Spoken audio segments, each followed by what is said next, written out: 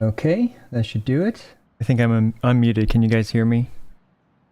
Make sure everything's working right now. And then we'll talk about it. Talk about the featured banner. Every detail that I figured out about it. And after that, I guess I'll maybe we'll take a look at a bit more of the live stream, but I think this live stream is a bit short. In fact, if we actually take a look, we can see here, these are all the live streams with this 4.5 special program first. Hello, everyone. Nice to see you all. And we can see that this 25 minutes and 44 seconds, if we scroll down, the next shortest is this 3.61, which is 28 minutes. And yeah, that's about it. So we have officially made Genshin Impact history with the shortest special program to date, with this one of 25 minutes and 44 seconds. And you have to excuse me, my throat's been bothering me a little bit today. But here we have the live program itself, and we have this featured banner. Now, just a quick reminder for you guys. You guys can go claim get your codes or Primogem codes or whatever they're called really quick. Okay, that posted really poorly. Let me paste that into the chat real quick. We got these 3 codes. There we go. And you guys can go redeem those if you haven't for some Primogems. And so this is kind of what I would say is the biggest news of 4.5. I mean, Chiori, yes, we have a new character. She looks awesome, as always, right? You know, Genshin Impact, their character designs are always on point. As for how she is, you know, unfortunately, I don't really talk about leaks and stuff, but we could see it looks like she's going to summon dolls and do attacks, things like that. Pretty standard stuff. However, let's actually talk. I wanted to dive into this banner with a little bit more detail, and I've taken some notes, and maybe we'll also notice some things that you know, that I perhaps missed in my notes or whatever. It's going to be pretty interesting to see just like the ramifications of this banner. Now, they actually posted an FAQ. They probably posted this in other places, but here we can see that they posted this on Reddit.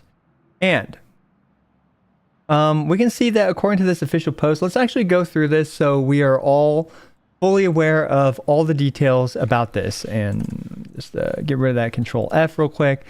So, dear travelers, during version 4.5, we have a new type of event wish. It is called the Chronicle Wish. So, right now, in our banners, we have the character event wishes, weapon event wish, standard wish, and it's likely we're going to have a new one added somewhere around here called the Chronicle Wish. Chronicled Wish. Past term. Or past tense. So, now, let's see. So we can obviously obtain random 5-star, 4-star, 3-star items from the Chronicled Wish. Unlike other event wishes, the item list of Chronicled Wish includes both 5-star characters and 5-star weapons. And we can see that this is the lineup for the first one. We have Eula, Mona, Albedo, Klee, Diluc, and Jean. And of these, it's very interesting. We have 3 standard banner characters, Mona, Diluc, and Jean. And we have 3 featured 5-star characters. Well, you know, limited event banner 5-star characters, which are Eula, Klee, and Albedo. So right now, the current split for this upcoming one is 3-3. 3 featured and 3 standard banners. Now, what are the other ramifications? Let's take a look. So right here it says that it requires intertwined fates, which I personally find a little bit unfortunate, but I fully understand why they did this. This is because for players that have been burning through their acquaint fates, like they've just been using them on the standard banner, because they assume that there's no future value for these, then that means that they don't get a lot of FOMO for example, burning through all the standard banner stuff with their acquaint fates, these special, you know, bluish ones, because I have 274 of them. I guess I'll have to do a summon session at some point with those, but yeah, there's nothing I want from the standard banner. So yeah. So yeah, Intertwined Fates, unfortunate, but that's okay. I understand. That way is to reduce the FOMO and whatever that players might have from having burned through their Acquaint Fates. So fully understandable why they did this. Not ideal, but it's okay. It is what it is.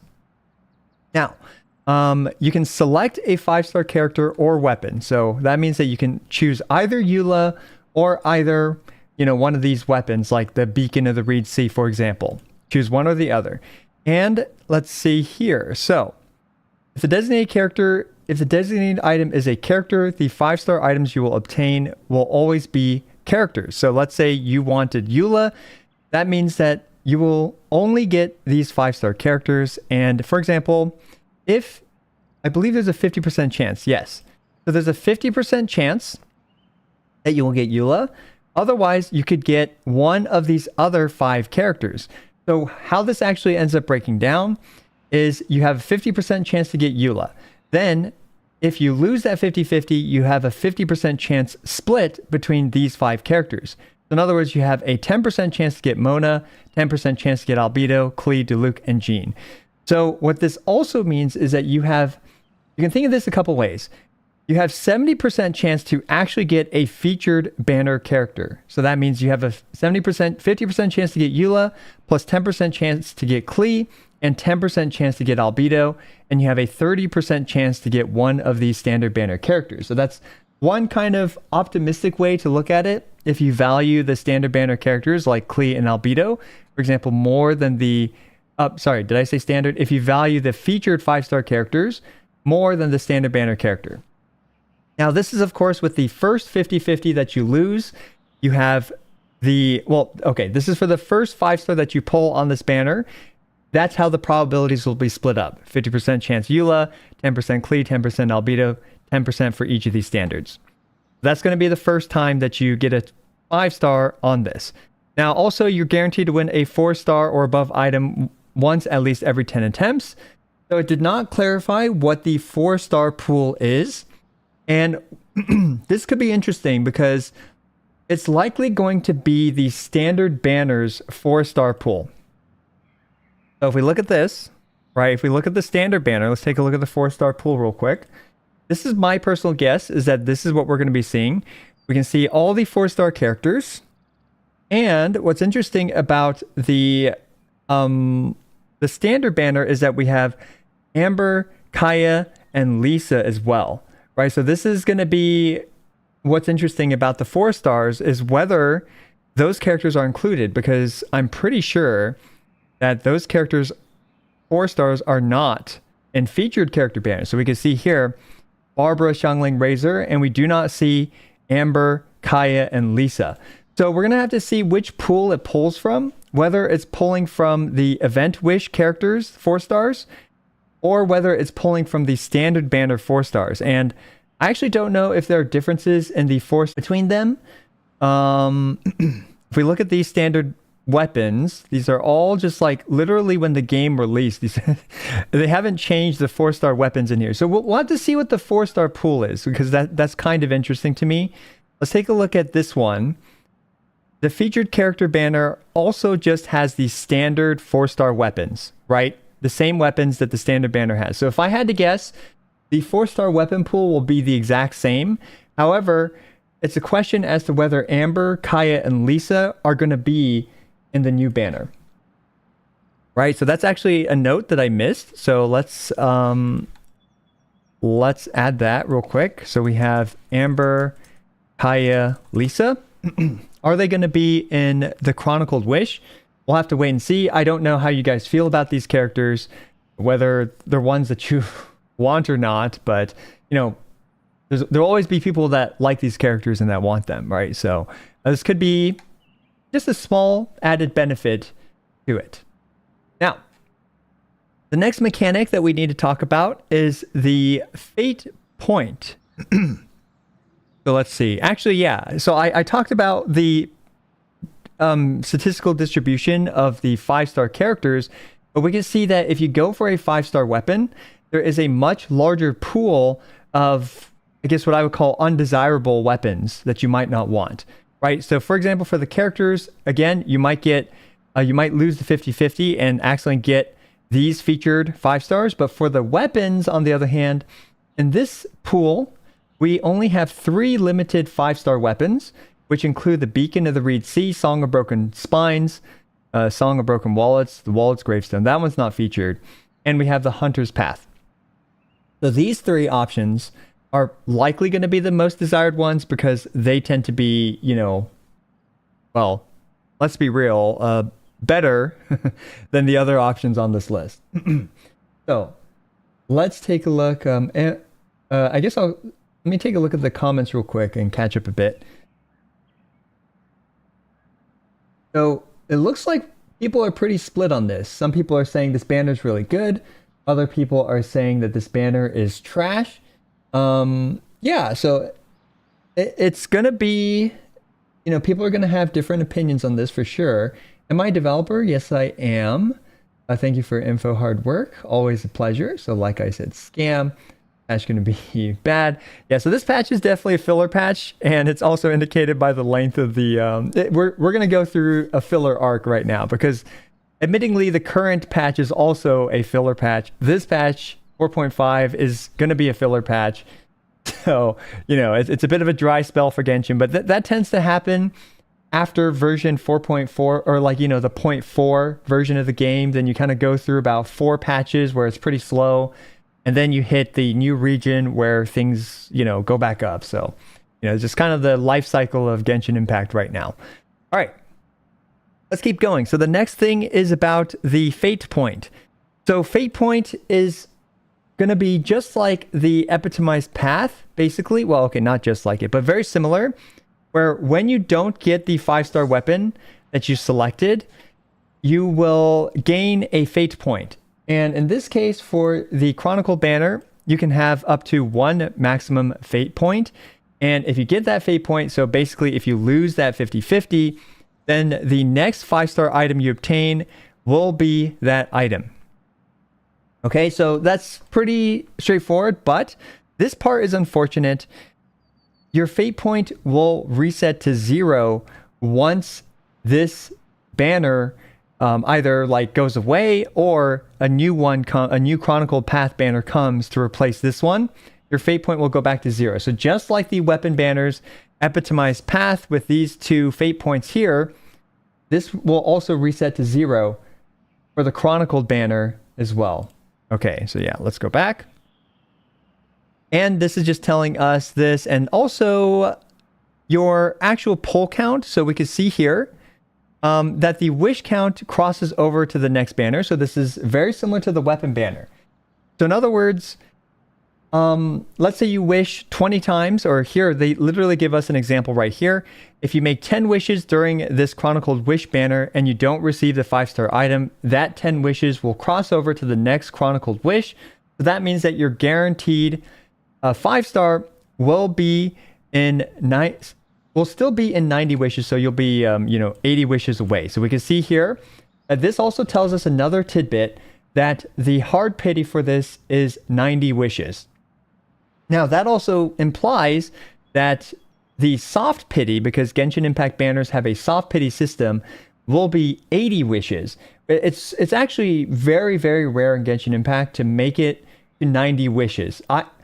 I've summoned, I don't know how many times, and I still haven't hit the 90 wish hard pity ever. Whereas in Wuthering Waves, I think I actually hit that hard pity.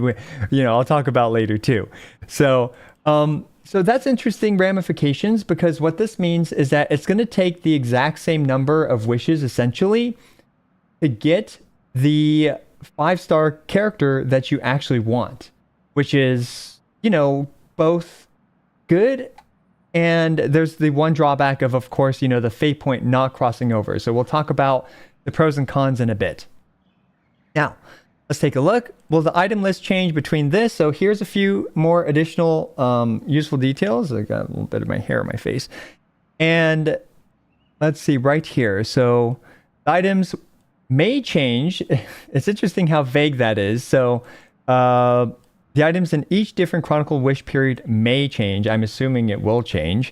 Only event-exclusive 5-star characters that have already appeared in the Character Event Wishes or Character Event Wish 2. Oh, interesting. I guess that's Phase 2. At least 3 times and have not appeared in any recent event wishes will appear in Chronicled Wish. So this is pretty straightforward. It just means that characters that have had at least 2 reruns or been in banners 3 times will have a chance to appear here if they have not had a recent rerun. And that brings us to this next tab, which we'll take a look at to figure out what characters we might be seeing on this Chronicled Wish banner. So event exclusive 5 stars that have already appeared in Chronicled Wish may still appear. So this just doesn't rule out any characters. It's likely that, we're not going to see WuWa on the next one. I'd be shocked personally. And, it just means that they can rerun them on future Chronicled Wishes. So when will Chronicled Wish be available? This is interesting because it says it will be available time to time. So they're pretty non-committal about whether or not this will be on every single patch and whether or not this will be, rotating in terms of the cast of characters that we see on it. So perhaps this Chronicled Wish will go from... did it actually say a date here? No, there's no indication of the time frame. But we can make a few assumptions, is that obviously it will be available in 4.5, and there's a chance it'll be in 4.6. We don't know if the roster will change, and we don't know if, for example, it's guaranteed to be in 4.6. We also don't know if it will run through the entirety of version 4.5. For example, they could just run it for a single day, or most likely 3 weeks to the full patch cycle. 3 to 6 weeks is what I would personally guess to be the most reasonable option for this. Okay, so did I miss anything here? Wish counts, carryover, what's the availability, says time to time, soft pity, standard banner. Okay, so yeah, we covered everything in the general. Let's talk about the weapons. So there's a few interesting ramifications based on the weapons available here. We have Beacon of the Reetsea, and let me just move my notes over here. We'll take a look at the notes more together as well. But we have 3 weapons here, Beacon, Song, and Hunter's Path, which are really interesting. So Beacon of the Reetsea is one of those weapons, as well as the Hunter's Path, which are Deia's and Tignari's signature weapons. And what's interesting about these weapons is that because Deia and Tignari are both standard banner characters, they will never have a rerun, and thus their featured weapons will never be in the featured weapon banner. As such, this means that these weapons here, this will be the only way, I'm assuming, that you'll be able to get these weapons, because we've had, 2 characters along with each of their featured 5-star weapons in the weapon banner ever since we've had 2 character banners. So that means weapons like the Beacon of the Reetsea and the Hunter's Path will not essentially ever be in a featured weapon banner, and they will be in the new event wish, the Chronicled Wish, instead. And we can see here that we have the standard pool of 5-star weapons. If I had to guess, these will pretty much always be here, like the Wolf's Gravestone, Skyward. These standard banner 5-star weapons are likely always going to be crossing over into the future Chronicled Wishes. Maybe they'll squeeze 1 or 2 out, but personally, I expect them to always be in there. So, unfortunately, when it comes to pulling the weapons, there's both pros and cons to the weapons. Okay, so when it comes to the characters, I think there's more pros to cons for the characters. And let's actually, let's break it down a little bit. So let's talk about the pros and cons for the weapons, and then we'll move on to the character section. So the pros and cons for the weapons is currently when you pull on the weapon banner, there's a really high chance you will get the Kagra's Verity or the Primordial Jadewing Spear right now. And let's say, this isn't the best weapon banner, to be completely honest, but there are... Oh, wait. The Primordial Jadewing Spear is a standard banner weapon, right? Sorry, I just went on a bit of a tangent. But yeah, that's a standard banner weapon, right? It is. Yeah, the Primordial Jadewing Spear is a standard banner weapon, but it's not here, right? So we're actually missing one standard banner weapon, being the Primordial Jadewing Spear, which to me is interesting. And let me add that to the notes. So we can see here, oops, wrong window. Let's bring that back. and we can see here, this window. So PJWS is missing from the weapon pool. So that's really cool because, well, I don't know if it's cool, but that's really interesting because it looks like they are willing to squeeze out certain 5-star weapons from others. And perhaps the PJWS is a bit more highly sought after because it's one of the best weapons for Xiao. We're also missing the Amos bow, which is one of the best weapons for Ganyu. And speaking of Ganyu, we'll talk about her soon enough for the characters because it's likely we'll probably see the Amos bow in the next one. Anyway, so the weapon banner, unfortunately, there's a higher chance of getting undesirable weapons. Because let's say you have 2 good featured 5-star weapons, you have a pretty high chance. Is it 75%? 75%. You have 75% to get one of these 2 weapons, right? Whether it's the Kagra's Verity or the Primordial Jadewing Spear.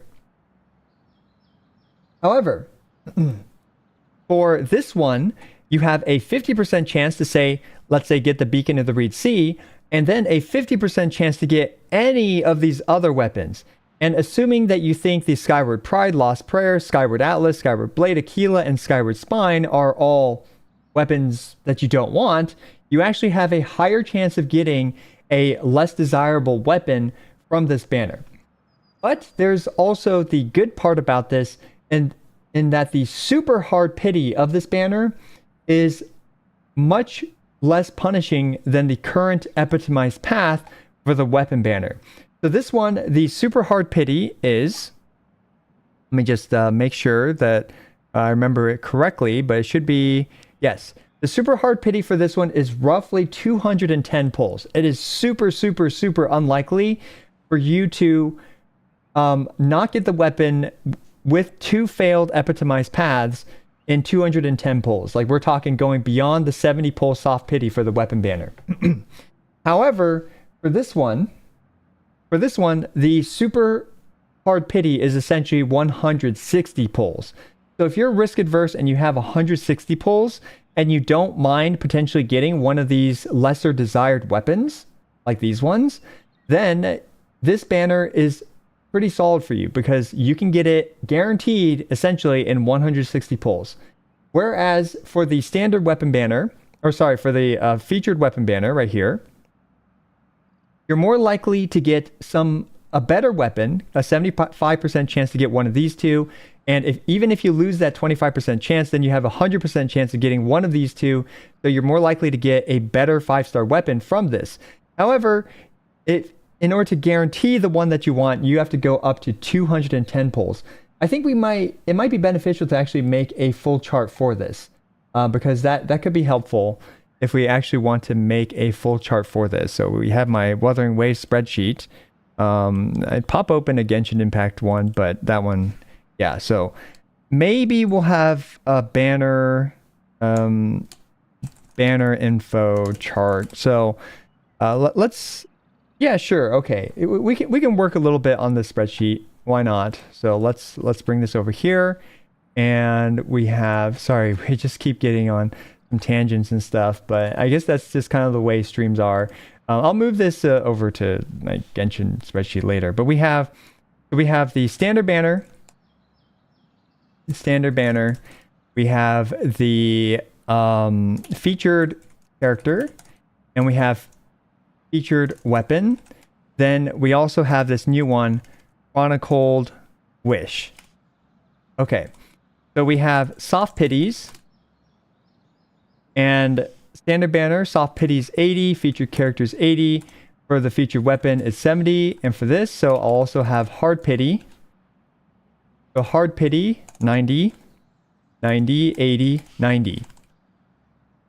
Okay, so over here, I just move this over and we'll expand this a little bit. And we're going to have to basically have, so I'm going to call this guaranteed, essentially, to get what you want.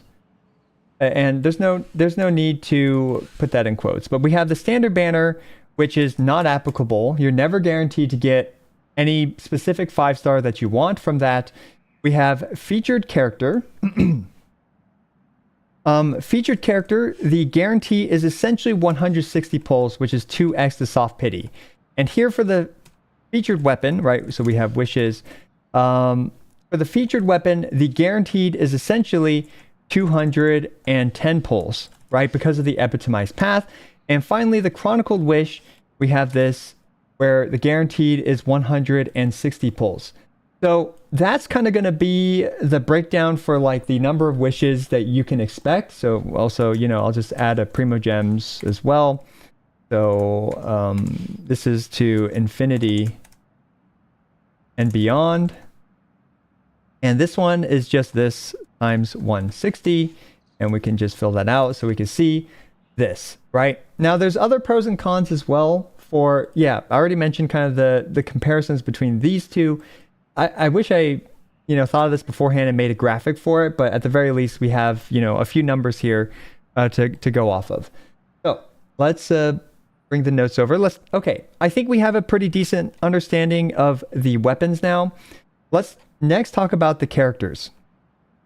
And actually, we don't need these notes here. I'm gonna refactor this real quick, and we're gonna bring this over. Here we go. Yeah, so we have this wonderful chart that has been maintained for quite some time by, I'm actually not sure who maintains this, but they deserve all the credit in the world for maintaining this awesome chart. So one key element of the Chronicle banner is that right here, characters that have been featured 3 or more times and have not been reran in a while. So we can actually limit the pool now. We can figure out the pool of characters that we're talking about. So right here, we have characters that have appeared less than 3 times. We can see, obviously, it makes perfect sense for the newer 5 stars to have been featured less than 3 times. So we have Shen Yun, who's obviously just been once. And we go up this list, and we have Baizhu, who is 2, Al-Haytham, who is 2, and Wanderer, who is also 2. Right? So now every other character and Nilo. Yeah. That covers all the characters that we will not see anytime soon. So we won't see these characters anytime soon. Won't see these anytime soon in Chronicled Wish. All right? Right there.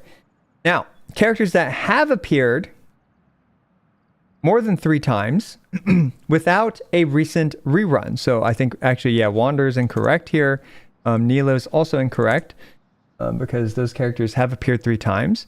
So we also have Kazuha. So the next parameter, the criteria for making it into this banner is how long they have not been in a rerun. And we can see that the 3 characters that are coming up are Klee, Albedo, and Eula. Oh my god, Albedo. 24 banners, and we haven't seen Albedo. That's crazy. I didn't even realize how long Albedo has not been in a banner, but that answers it, right? So now the next criteria is not a long rerun. So we can assume, we can't assume, but we can speculate that by a recent rerun, perhaps it is 10 or higher, because we can see Klee hasn't been reran in 11 so far. So if we go up to Klee, we can see that it has been 11 since she has been rerun.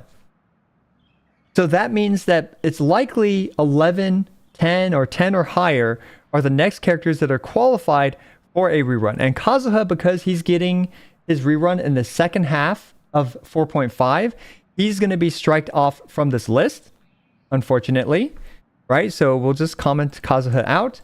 And then we have Kokomi, right? So the next characters that haven't been reran in a while, as of this chart right here, is, let's take a look. We have Ganyu. Where's Ganyu? Is somewhere here. Wait, 24? What is that? Albedo. Oh no, it's 24. Oh yeah, it is 24. I thought I had 22 there, or 22 for some reason. Yeah, where's Ganyu? I feel like I'm blind here. Surely, yeah, there she is. Okay, yeah. Here's Ganyu, 14 14 times she has not been featured. Next one, Hu Tao is 7, so that's pretty recent-ish. And I'm going to talk about... I don't want to use too hostile of terminology, but let's just say intentional reruns. Let's just say intentional reruns. So we have Yilan, who's at 9. Now, this is definitely cutting the corner here for this metric. And then we have Zhongli and Child, who are each at 8. So I don't have Yilan here on this list. So we have Yilan at 9. All right. So what this list here is for is this is essentially a pool of possible characters coming up next. So let's actually rule out these ones because we know that Klee, Albedo, and Eula are coming. So we've removed them from the list of possible characters and removing Kazuha as well from the list of possible characters for the next one because of, his recent rerun in 4.5, right? So that means that we have a hypothetical next banner. And it's interesting because for players, I think it's important to talk about a hypothetical next banner because players are going to want to know whether they should save, ironically, for the next chronicled path, right? So I have no idea who's going to be reran in version 4.6 and whether or not the chronicled banner will come back in 4.6 with a new pool. However, we can let me see how I can arrange these windows real quick. Yeah, that's good enough for now. So, so we have these characters that I think are the highest contenders, and let's add Yilan as well. Yilan, okay. So Yilan will be at 11, okay, and she will have the aqua simulacra right here. Okay, so here are, in my opinion, the characters that are most likely the biggest candidates to be on the next Chronicled Wish. Now, I could be completely wrong. You guys can, call me an idiot when I am, or you guys can be impressed by my prediction skills. So, based on this banner, we can see we have 3 standard banner characters. And this is interesting because there's actually only 2 standard banner characters from Liyue, being Qiqi and Keqing, the wonderful Qiqi. But then we also have Tignari and Dea, who are the other 2 standard banner characters. There's a few possibilities here. We could either see a Liyue theme where we only have Qiqi and Keqing plus 4 of the Liyue characters. Or we could end up seeing something like Tignari being thrown in here, or one of these older featured 5 stars like Mona, Diluc, and Jean being thrown in here instead. And that's interesting to me because we're going to see how they handle the standard banner pool for the 5-star characters in the upcoming one. Now, the next question is, who are the featured 5 stars for this? There's a really good chance that Ganyu could be a featured 4-star. And also, the Amos bow being missing from the pool of bows here is interesting to me, because to me, that's an indicator that Ganyu could be placed in here with her Amos bow side by side with her in the standard banner pool. So personally, I think Ganyu has a high chance. Now, next we have Shenhe. Shenhe hasn't seen a rerun for a long time, but Shenhe is... I don't know how desirable she is for most players, but Shenhe is an extremely good character in my opinion. She's still obviously, she's basically like a Bennett for cryo characters, which is obviously really overpowered. So either way though, I think they might rerun her before this Chronicle Wish appears. For example, they could rerun Wriothesley with Shenhe. And if they rerun Wriothesley plus Shenhe, she's going to be taken off this hypothetical, right? Or this Chronicled Wish situation. So in my opinion, I'm going to say this is a moderate chance. But she has not been rerun for a long time. Now the next characters are Child and Zhongli. Now Child and Zhongli were rerun somewhat recently, right? So we have 8 for Child and 8 for Zhongli. And that's interesting because by the time that they have a chance to be rerun, they'll be at 10 and 10. So you can see here that I added 2, to each of the characters down here. That way, we can see like roughly whether or not they kind of reach the rough numbers that Klee and Albedo are going through right now. Actually, yeah. That's correct assumptions. Yeah. Okay, never mind. So it's kind of doubting myself. Let me scroll down here. So we have Child, right? Child and Zhongli. So Zhongli is an Archon, but I mean, let's be real. He's kind of stale now, right? He's been released for a very long time. A lot of people that have him probably just have him. Older players probably have him. So I'm going to classify both of these as moderate chances as well. And Yelan is also a very highly desirable character. So they may not run her just because of that. Or they may just give her a rerun again pretty soon-ish. Not even that soon, I guess, right? Like, she's been pretty evenly spaced out. So Yelan, I think, is a very highly desired character overall. So even though, like, technically, she has been not on a banner for longer than Child and Zhongli, I think there is a low chance just purely because of how much, people like her and how popular of a character.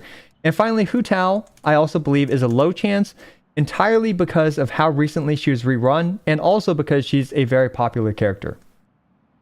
Like, so another metric to kind of base this off of is how popular and desirable are these characters to the player base. And I'm sure like Hoyoverse has like certain polling or information, statistics, perhaps even like, what are those called? Like, when companies go and like poll people or ask people like who their favorite characters or whatever, right? They can kind of determine, okay, we're going to throw some less popular characters onto this banner. Now, the next part I find is pretty interesting, and it's going to be some of my opinions and conjectures. So, one very nice benefit about this banner is that we can guarantee specific standard banner characters, right? So this is for people that have just wanted Mona, wanted Diluc, wanted Jean, and just have never been able to get them just because, their luck has just been bad or, I don't know, I guess good because they've never lost their 50-50 and gotten these specific characters. So if you just like Mona or you like Diluc or you like Jean, you might go for this because you can actually guarantee yourself a standard banner character. So that is one undeniable pro to it for those players that just have been missing out on those standard banners that they wanted. Now the next one is you can lose your 50-50 to another featured 5-star. We already talked about this, which, let's say you wanted Klee, you could get Eula. Let's say for the next one, you want Ganyu, but you could accidentally get Shenhe, and then the next one you get Ganyu, and then you'll have, a pretty solid team just like that, right? So that's interesting. And that's also a big pro, is that if these characters are on this banner, for the featured 5-star characters, you are better off pulling on the Chronicled Wish. If you want Eula, you are better off pulling on this in comparison to the actual featured character banner, right? Let's say you want Xiao, but you could end up getting, one of the standard banner characters. However, for this, right, this one right here, you could, again, accidentally get Albedo or Klee or other featured 5-star characters that could be, for example, one of these characters. And that would actually be pretty dope for you to lose your 50-50, but to another featured 5-star. So if you have enough pulls to guarantee, one of these characters, overall this banner is better in that regard. Now, the next issue is that fate points don't cross over, which is just unfortunate, right? That's just bad. So this means that if you are targeting a specific character, you better be prepared to shell out 160 pulls for the hard pity, essentially, right? Because there's just a chance that you won't get that character. And then let's say you lose the 50-50, that fate point won't cross over, and that really sucks. Right, so you got to commit all the way, essentially. You got to go all the way with this banner, or else you just risk not getting what you want. Now, the next point. Hoyo will, in my opinion, intentionally rerun high demand characters, and we've already seen this with Kazuha. So by rerunning Kazuha in the second half of version 4.5, what they're doing is that, let's say for version 4.67, we have an Inazuma themed one. Well, Kazuha was recently reran. So even though he's one of the older Inazuma characters, they're not going to put him on there, right? Because Kazuha is just so OP and everyone wants him, right? He's just literally still one of the best characters in the game. Hoyoverse will likely rerun characters like Kazuha and Yelan, for example, in specific time intervals where they can very, very justifiably not put them on the Chronicled Wish. Okay, it is what it is. It is what it is. So, and this will also tie into kind of my earlier point where I was talking about Hoyoverse is likely just going to put characters that people are less likely to want, like just less popular characters like Albedo, for example. I mean, no offense to people that like him a lot, right? But, yeah, you know, he's not one of the most popular characters in this game. So now when it comes to, let's see. So, okay, when it comes to the average number of pulls it takes, it's still going to be about the same because the hard pity is the same at 90 with the same 50-50 mechanics. So that means that it's likely on average you will see the featured 5-star character in 105-ish pulls, which is the current rough average. You know, after they gathered a bunch of data and stuff and calculated the averages, roughly 105-ish pulls for the average to get the 5-star that you actually want. But again, the hardest pity is indeed lower when it comes to the weapons. But the character hardest pity is still the same, right? As we saw in, whoa. Really zoomed out there, right here, right? As we saw in this chart, we can see that the hardest pity right here is going to be lower for the weapon that you want, right? Guaranteed. And since, you know, Chronicle Wish, yeah.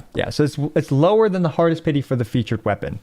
So yeah, the next thing is, you know, the 4-star pool is going to be interesting to see. Personally, I'm not optimistic about the 4-star pool here.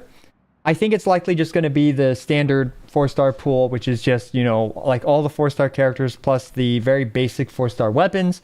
But they could put, maybe they'll put like some slightly better 4-star weapons like the Lithic series, or they could put things like, I don't know, like the Moon series, like the energy-based ones. Who knows? We'll have to see what the 4-star pool is with the Chronicle banner to see whether or not, you know, there's a bit higher value when it comes to the 4-star weapons that are provided by it. So, okay. I think that's a pretty comprehensive initial review for the Chronicle Wish. Let me check the comments or the chat to see if I've missed anything of note here. I'm going to scroll up a little bit. Yeah, Intertwined Fates. Yes, it will take Intertwined Fates. Let me catch up a bit. Inazuma, nor Fontaine don't have standard characters for that to happen. Okay, uses Intertwined is not permanent. Type for a special banner. But for weapons, not characters. Yeah, so the weapon is kind of a double-edged sword in the sense that, again, you're less likely to get a featured 5-star weapon, right, compared to the current one. You're less likely to get, for example, either the PGWS or the Kagura's Verity, or you're less likely to get the 5-star featured weapon that you did not select, right? Because sometimes both of these weapons are really good.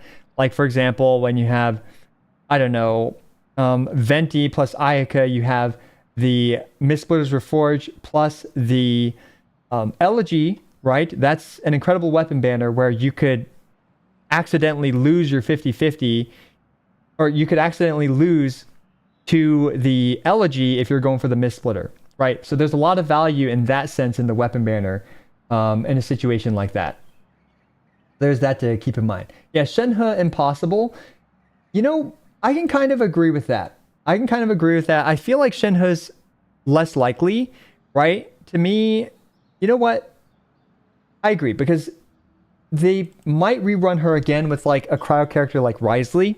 So, you know, Shenhe, she's an awesomely designed character and stuff. I was on the fence about it, but you know, I'll still leave it at moderate chance, but maybe moderate low chance, right? Because I think she'll probably be rerun before, right? Just as speculative. So let's see. Amos bow is missing. Yes, that's correct. Yeah, the double-edged sword. Haha. Xiao's polearm is missing. Yes. Yes, the Xiao's polearm is indeed missing. Shenyun's Constellation 2. Worth it? That's totally up to you. It does add a lot of damage to plunge attacks. The new weapons banner will be rotative like the characters. Yeah, so I'm assuming that this new banner will be rotating. Whether or not it's every patch is to be seen. Now, I actually find it funny that they made it ambiguous as to whether or not it will be every patch. Because when it came to the two character per like, for example, two different characters, two featured characters. Right now we have Xiao and Yaimiko. When it came to that, they essentially just made it permanent, right? Like we've pretty much, I think we've always seen two featured characters since then, right? Maybe there was I don't remember if there's a break or not with that, but I'm pretty sure there was. So they said 3 events at least before. Yes, that's correct. They need a specific character needs to have been on 3 featured banners, and then they have the chance to appear. Do you think Archons will remain special banner or appear on Chronicle? There's nothing that states that they will not be, so there is a good chance that Archons will indeed be on this banner. Now, this is interesting because Venti was not on this one, but I think Venti was reran. Let's take a quick look at Venti. Yeah, let's just. Where's Venti? Let's take a look. So Venti was within 6, right? So he was reran recently enough where he will not be on this banner. They could do something like that with, you know, if the next one's theme is Liyue. But you know what? The next one's theme may not be Liyue and it could be something completely different. But right now we can see that from an Inazuma character perspective, right? We have Kokomi who's at 10. We don't really have many other options that haven't been reran in a long time, right? So Nilo's only been on 2, so she's disqualified here, right? So it's really only Kokomi that is a non-Liyue character that qualifies for this coming up. Yeah, it's interesting because the actual pool of qualified characters is pretty small. I think this list covers it right here. Anu, Yelan, Kokomi. Yeah, this is essentially the whole list of characters that haven't been reran in a while. But personally, you don't see them putting Kazuha Yelan. Exactly, yeah. Kazuha Yelan, I highly doubt it. Now, I think they have the sales from this banner. And if this banner here didn't do so well, then that's an indicator that people aren't pulling on Zhongli anymore. And they could definitely justify putting Child and Zhongli on the next one. Yeah, oh god, yeah, the donut. I mean, yeah, if you have Kokomi on it, you'll have the donut. So let's see. Genshin on Switch. Yeah, that's a good one. Genshin on the Nintendo Switch. It'll happen. Yeah. Okay, so we'll see if the Archons are on it. Personally, they have not ruled it out, but only time will tell whether or not they will actually put them on it. So there's one possible disadvantage. Putting character in Chronicle Wish will make it not appearing in Event Wish, which is bad if you didn't save 160 pulls for the guarantee. Yeah, that is an issue. If you're trying to go for example, let's see, where is it? If you're trying to go for example, Eula, it's likely that because she was on this banner, we won't see her for a very long time. Right? And then if you lose the 50-50 and you get someone else, well, you're just going to be Eula-less for a very long time. Yeah. Okay. What about R5ing weapons on that banner? So if you want to go for like, so for the whales, if you want to go for like an R5 beacon of the Reed Sea and the Hunter's Path, this is literally the only option you have. And assuming Eula doesn't get rerun for a really long time, the Song of Broken Wallets, it's the same thing. right? You're not going to have another opportunity unless they rerun Eula shortly after this. So we'll have to see if characters on this banner are rerun shortly after this thing goes away, right? Like that'd be super interesting if they rerun Eula instead, right? Like let's say 2 patches later they rerun her as a featured character. That would set an interesting precedent here, right? That would set an interesting precedent. So let's see. Of course, you'd want to have 180 saved. Yeah, for the absolute worst case scenario. It is good for whales who might want like Constellation 6 Eula to blow things up. That's very true. Please mention that this is completely designed to drain F2P and low spenders of Primos and Intertwined Fates. Yeah, so for sure, I mean, let's be real. Every banner is designed... every banner is designed to drain players' Primo gems. Whether or not, right, it's... As long as like when they market these characters and then they make you spend a bunch of time with them in the character quests, like, you know, look at this stuff, right? Look at this marketing, right? When they market to you and then you know, when us content creators make videos, it's all designed to make us spend and drain our Primo gems. So this one, is it a bigger trap for free to plays? I mean, yes and no, right? Like losing the fate sucks. That's true. But I think if you're fully aware and you understand that, you know, it's a risk that you will take on your own, right? It's kind of based on your own risk mitigation. I don't really see this banner as being like significantly better or worse than the others. It has its clear pros and cons. And one benefit though is that, you know, it can bring back some because we have more and more 5-star characters. It'll give us more opportunities to get older 5-star characters essentially. So yeah.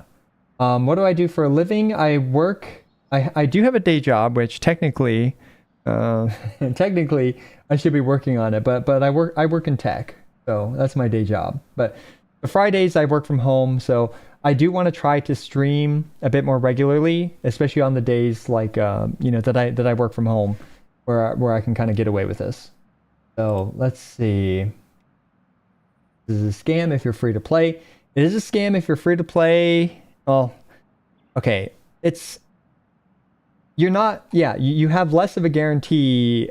Okay, if you don't have 160 to 180 pulls, it's hard for free to plays to guarantee the character. You know, you can't guarantee the character, and you may lose that valuable fate point, which obviously free to plays rely on nowadays, right? Like if you pull for Xiao banner, you lose the 50-50. Well, the next banner, you know that you will get the featured 5-star character if you get a 5-star, right? So that's just a clear benefit for this, is that if you have less than 160 pulls, the featured 5-star banner is less risky for sure if you have less than 180 pulls. So let's see. Arlecchino drip marketing. Now, I'm excited for Arlecchino. How do I say it? Is it Arlecchino like a K, or is it Arlecchino like a CH? Do you guys know? Hopefully one of you guys will tell me. That way I won't pronounce it like an idiot. Kino. Okay, thank you. Arlecchino. Chino. Okay, more people are saying K. So I'm going to go with K. Arlecchino. Thank you guys. Let's see. All right, Mon says bad 5 stars. I think this banner for those who is diehard fans for a character. Very true. Yes. I hope they change it so the event point carries over. No, once Genshin does something, they very, very, very, very, very rarely change their mind on that, right? Like that's wishful thinking. Say father, yes. Arlecchino's the true daddy of Genshin Impact. So, okay, cool. I think I'm pretty happy with my analysis of this. I think we've covered essentially everything that needs to be talked about for this banner. We were pretty thorough about it, I would say. Quite thorough about it. So next on my streaming to-do list for today, I wanted to see how tenable it is to juggle 3 gacha games, right? We have Genshin Impact, Honkai Star Rail, Wuthering Waves, and oh my god, we're gonna have Zenless Zone Zero in the future.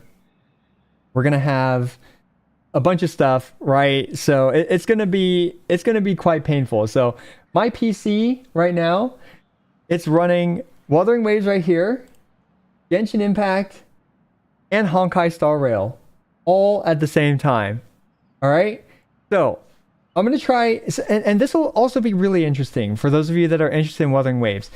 You guys can take a look at Wuthering Waves' like basically grind. What ends up being the grind for this game. And I actually find it really, really ironic what it turned out to be. Right? So let me see. I feel like I think my face here is fine. Right? Does it block anything important? No, not really. It doesn't really block anything important. Okay, so the end game grind for Wuthering Waves is actually really funny and really ironic to me, which we'll talk about in a sec. Okay, so we have Wuthering Waves. Now Wuthering Waves, I saved my you have these dailies, right? So we can run through these, and let's go to Honkai Star Rail. So one nice thing about Honkai Star Rail is that there's a lot of autoplay involved. So okay. I have to be completely honest about Honkai Star Rail. I've not had the time to log in and play the live version. I think you guys see this. 1,808. What is this? Reserved Trailblaze power. So my personal goal for Honkai Star Rail is to hit 2,400, which I believe is the cap. Right? I want to hit 2,400, and then I promise I'll start spending my stamina again on the regular. So I have not been able to catch up with Honkai Star Rail. Very unfortunate. It has been, all these games and stuff, just really draining. But I do have Sparkle, and I've leveled up. So we're just gonna farm these things here. Thank you for the temporary early access, because otherwise, oh my god, yeah, Honkai Star Rail is so loud. So hang on, let me reduce the game noises here for Honkai Star Rail. It's super loud. I don't know if you guys have noticed that, but Honkai Star Rail is so loud compared to the other games. Okay, so we're gonna autoplay this, right? I don't know how to get to the temporary one unless we go here. All right, so here we're going here. We have the temporary ones. And we're just going to do this. So, yeah, whatever elements. Yeah, sure. Okay. So we'll let this team auto it away. And next, let's hop over to Wuthering Waves. So while that's running in the background, oh my gosh, it's so loud. It's still so loud. Are Honkai Star Rail sound effects still too loud for you guys? Okay, I'm gonna turn it down even more. I'm turning it down. All right, Honkai Star Rail is the loud child of the bunch. Right, like they just want your attention at all time. We're gonna turn it down to 1. Massive. We're gonna turn this down to 4. There we go. Now we've like triple turned it down. Can I even hear it? Okay, yeah, I can hear it just enough so I know if the run's finished. So let's go. Let's go. We're gonna start autoing this. No, not that. Yeah, this one. Yeah, here we go. Okay. Yeah, we'll auto this, and we're gonna start the Wuthering Waves dailies. So Wuthering Wave dailies are very, very quick, and honestly, like, not that interesting.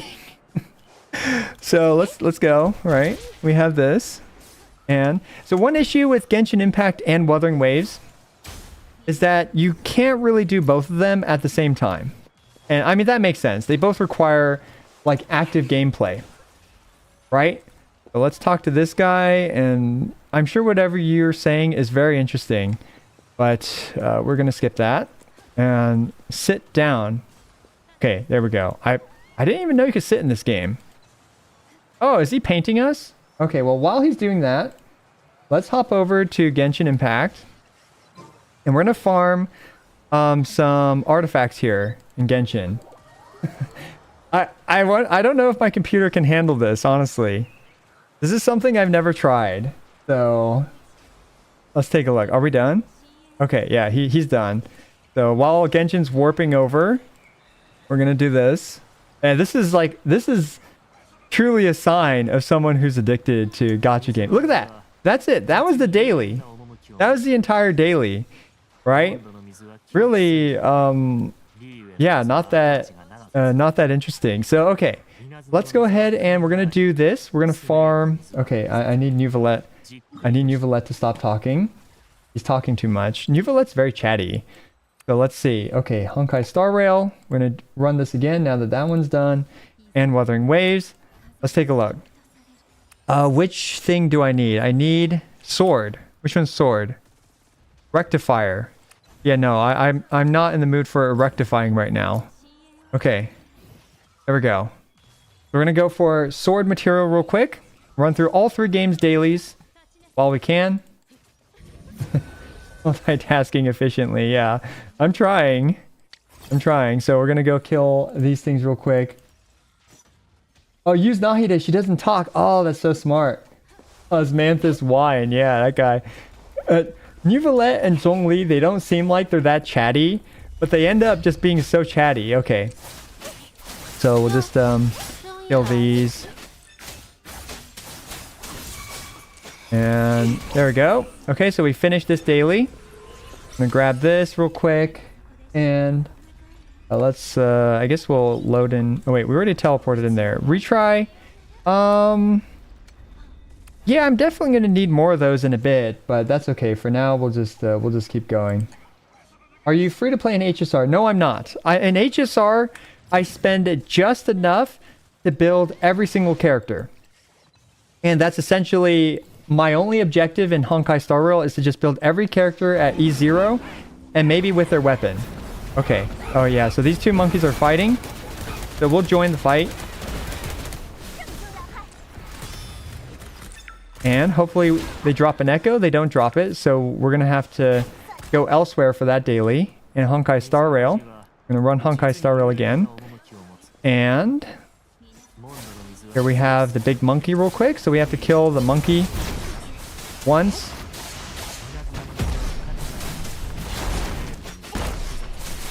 Okay, we're going to tag that. And then we'll do a 3-hit and just finish it off real quick. All right. Oh, wow. Okay, yeah. So none of those crit. It is what it is.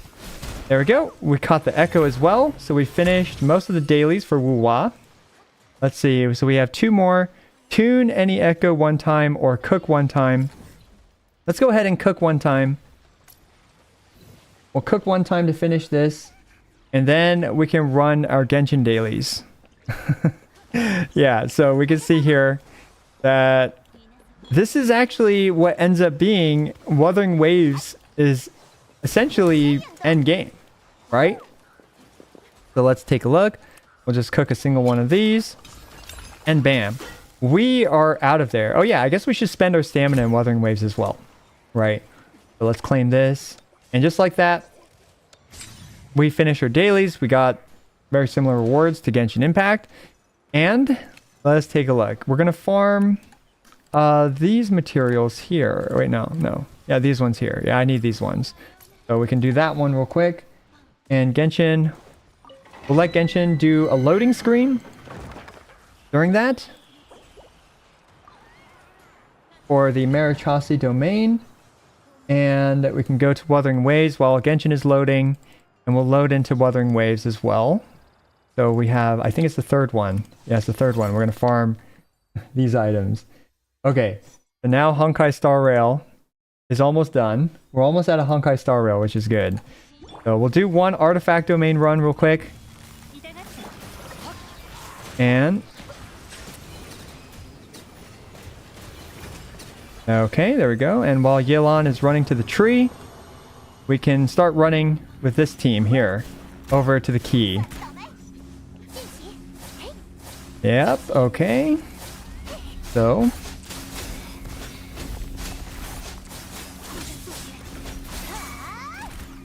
alright. We'll gun down the little purple balls real quick. And okay, well, there we go. Now, while this thing... So once WuWa starts to load, go back to Genshin. Right here, and we'll talk to the tree, grab this, and restart this run. Yeah, this is what it takes to keep up with all 3 of these games, guys. You gotta min-max the loading screens, essentially. Now, Genshin is actually the one that I guess I'm the most behind in terms of the amount of dailies completed, but I guess I figured I'd be able to focus more on one over the other in comparison. And there we go. So we'll do this real quick. So now that I have her ultimate, I'll wait until they spawn, and this should clear it both waves out. Yep, just like that, we cleared both waves out. When she has her ultimate, it's very convenient. So how many? We have 74. And Honkai Star Rail is done. So we are done with Honkai Star Rail. Thank you for being the least troublesome child of the bunch, where we just autoplay you until it's done. Okay, I didn't do my dailies here. Come on. Yes, we got enough. Sweet. We're out of there. We're done with Honkai Star Rail. Cool. Now we get that pop-up. Okay, no big deal. So let's finish off Wuthering Waves and Genshin Impact real quick. So let's just wait until they spawn. Hit them. And gun them down real quick. There we go. Alright. So, just like that, that's it. That's all you do in Wuthering Waves in a day. Once you're kind of done with exploring and stuff, so before I go wrap up the Genshin Impact stuff, I wanted to kind of talk about this, right? It's really ironic. Because you know how like Genshin Impact, the big complaint with Genshin is that there's no endgame. Like what do you do after you spend your resin? You can go pick some berries, you could go pick some mints. Well, for my count, right? So I've already beaten, each of these at difficulty 4, right? And unfortunately, my team just doesn't have the DPS to complete difficulty 5 in time. Like, I had 1 second left when it came to completing this. And that applies to all these, right? I beat this one on difficulty 4. I could probably do this one on difficulty 5, but, I'll just wait until I'm level 70 to do it. And same with this, right? So all these have been completed at difficulty 4. And the Spiral Abyss, I'm essentially can't really push any further beyond this point without having to go back and retry once I power up my account. So what else is there to do? Well, you can farm echoes, right? But right now, I have more echoes that I need to level than I have that I have more echoes to level than I need to go out and catch. So that means that I've already gone out, spent, about 5 hours just catching echoes. And now all I have to do is level them. Because the main bottleneck for leveling stuff in this game are these materials here. Right? These materials here. And it takes 2 entire days of farming these materials to level 1 echo to level 25. So what does that mean? There's nothing for me to do. I mean, I could go pick mints too in this game as well. Ironically, I could go pick mints or spend like, an hour pushing the Spiral Abyss here to get like maybe 1 more star, maybe 2 more stars or whatever. So that's effectively all that's left. And it took me about, 10 minutes to do this, just like in Genshin Impact, right? So very similar to Genshin Impact. It's super ironic to me that now, you have about the same amount of daily gameplay value for Wuthering Waves once you've kind of reached this point of the end game grind. And once I hit, level 40, I'll have a little bit more to do. But for now, that's it, right? That's it. So for now, I'm done with today's dailies for Wuthering Waves. So let's go ahead and finish off my Genshin Impact stuff. We're going to go roll some artifacts. And I'm going to do the refreshes that I usually do as well, because Genshin Impact is the only game that I've still, that I'm wailing on. And mainly to kind of keep up with the content and stuff, and, it is what it is from a monetary perspective. So let's go finish off this artifact domain. So am I planning to be free to play on Wuthering Waves? I might. I might actually be fully free to play on Wuthering Waves. I don't know how important it will be for me as a content creator to get every single character, but if I need to get every single character for my content, then I will consider spending just for that, right? Just for that. So pick mints with an extra step. Yeah. So it is a Genshin copy. Yeah, you guys can see I just finished everything there was to do in Wuthering Waves. You guys were literally here for it. Well, you know, some of you guys that stayed through that whole part. Yeah. No, that's a good point, Ariel. I'm personally, I'm very grateful for these games to only take 10 minutes of my day, right? This is a really, really great point. And I don't know, like, what the majority opinion is. Do they want a game where, you know, like, maybe perhaps, like, Path of Exile or, you know, like, World of Warcraft, where you could technically, or God forbid, Lost Ark, where you could technically play the game 16 hours a day and still progress in that game? For me, that is an absolute no, right? The reason why I don't play those games is precisely because if I don't play the game for 8 to 16 hours a day, I'm not able to keep up, essentially, with, you know, what it takes to be an endgame player, right? You have to live and breathe those types of games, like kind of, especially like more classic MMORPG style games, in order to be able to keep up with them. So Genshin Impact, Wuthering Waves, the fact that I can log in, and Honkai Star Rail being the least egregious of them, like Honkai Star Rail, you just saw that. I was literally just autoing it, right? Being able to just hop in for 10 minutes, and I don't know if like it's because of kind of a bit of Stockholm syndrome in it. Oops. Oh, wow. That was a terrible roll there with the damage. I'm not sure what happened. Maybe I missed the Hydro Swirl. Sometimes, you know, I don't really pay attention. But anyway, the ability to hop in for 10 minutes and to hop off without feeling like I'm missing out on anything, it actually allows me to play the game for a long time. Like, you know, more than just like the initial playthrough of a game, right? So personally, to me, it's a big value, and I know to a lot of people don't like that. Yeah, like the no life gamers. And when I was young, right, when I was in college and stuff, I just no life games, right? Like I no life games all the time, and I loved it. Those are some of the best days of my life, frankly, right? Some of the best days, some of the best times I've ever had. But you know, now that I'm older with a kid, you know, like essentially 2 jobs with YouTube and my day job, and a wife and stuff, there's no, I just can't, right? But I still love playing video games. So now, you know, I'm kind of delegated to games like this.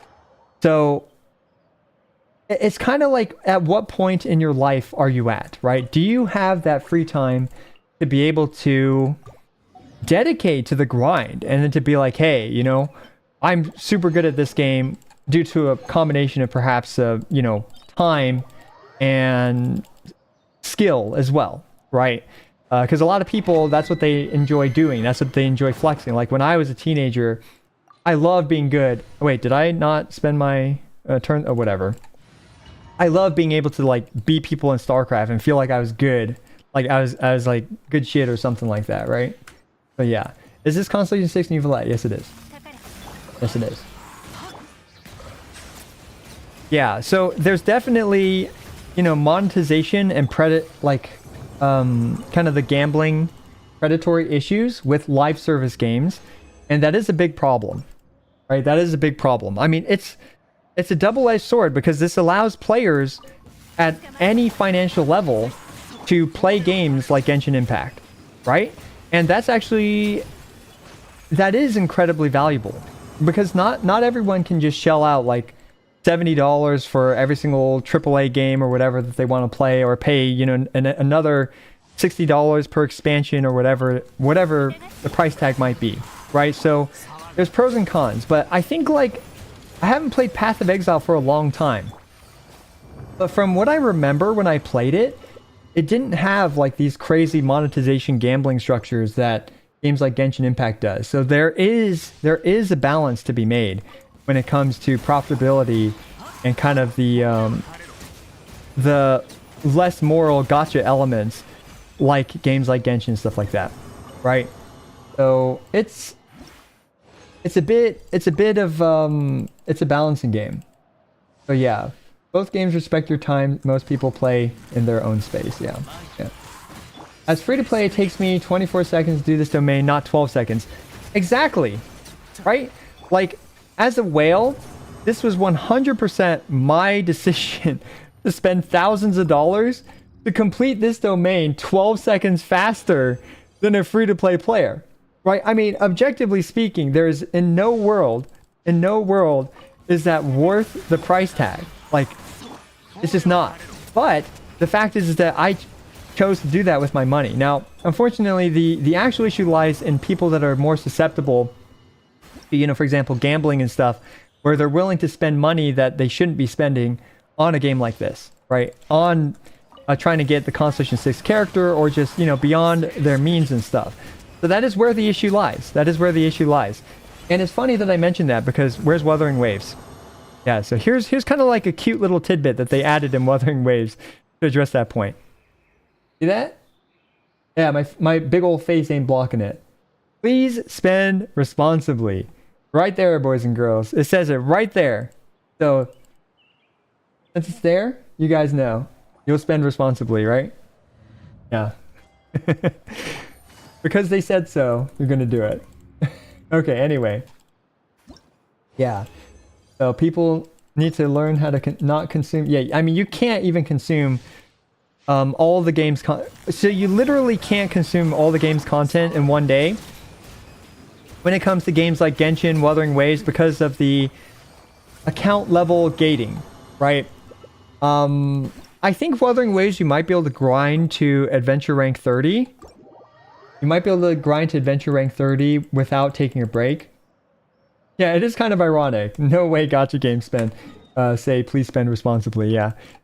I find it a little funny too, but you know, they try. I guess they have a conscience. Oh, Starro has that message? Oh, okay. I didn't even know Starro had that message too. I'm assuming Genshin doesn't have that message. Genshin just like, please spend all your money. You just put right here, please spend all your money. Yeah, no, I don't see the message. It's not in Genshin. That's funny. Okay, let's just take a look at the artifacts that I farmed. And take a quick look. We have Golden Troop, Marichasi. Did we get anything good today? Yeah, see, this is also gambling. Oh man. Okay, this is perfect for me to talk about the ecosystem right after this, and the biggest problems I have with it. I think some other content creators have already covered it, but I figured it's my turn to also talk about it too. So let's just we'll enhance them. Oh, I need to farm some Mora actually. I need to farm some Mora. I'm running low on it. So here we have. Oh, thank God Genshin added this button. My God, that just saves so much time. It just saves so much time that they added this button. Like, it's about time they start adding quality of life. But why no artifact loadouts? Instead, we get this terrible optimizer. But okay, yeah, nothing there. Defense, I guess. Let's bring this up to 4. Looks like another disappointing day of artifact farming. It is what it is. Oh man, not even one worth bringing up to 4. Okay, goblets. Save me, goblets. Come on, double crit HP goblet. Nope. Double defense, or a double crit defense. I have so many double crit defense ones. Oh, look at this. Look at this. Look at that. Okay, I have 3. I have 4. They're not even worth leveling right now because we don't have a character. Hey, look at this. All right, 2 flat stats. Let's see what the third stat is. Elemental mastery, meh. Okay, but oops. Wait. What did I do? Oh no, I clicked the wrong button. Oh man. Okay, anyway. Let's bring this all the way up to 20 and see if we can get what is it? 40 something % crit damage right here. You guys were here for it. 40% crit damage. Circle it. Ready? We're gonna get a 40% crit damage one. I'm calling it. I mean, you know what? It's usable on a character that might want elemental mastery. All right, I'll take it. That's not too bad. What did I remove from her? Okay, hang on. Let me fix my Yelan real quick. Oh. This doesn't really matter. Yeah, just something. Anything. Yeah. That's fine. Okay, we fixed her. We fixed her. Yelan didn't need fixing, but we fixed her. Unlike Sparkle, who needs fixing, but we can't fix her. Okay. So yeah, that's pretty much it for the dailies in Genshin. So we finished everything. Genshin taking the longest because I also refreshed, but I stopped doing my commissions because, you know, like, they just take too long for me. But yeah. Misses one role usable. Yeah. Oh, yeah. I guess I have a different perspective. Let's take a look. Yeah, let's take a look. I do have a different perspective here when it comes to artifacts. So if we take a look at the Golden Troop, crit rate, crit damage. It is my highest crit rate, crit damage circlet now. Look at that. Look at that. But the question is, you know, I think two HP percent rolls on Furina. It might be a small upgrade for Furina, actually.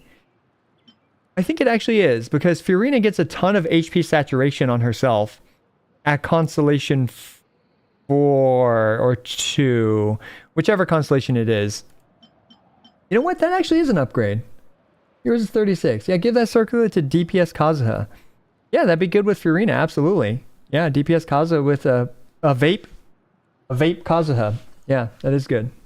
Well, crit rate with Kazuha, because you only plunge like twice to kill an enemy, you're better off with crit damage because you can just crit fish literally a couple times because you're crit fishing like 2 to 4, maybe 6 times.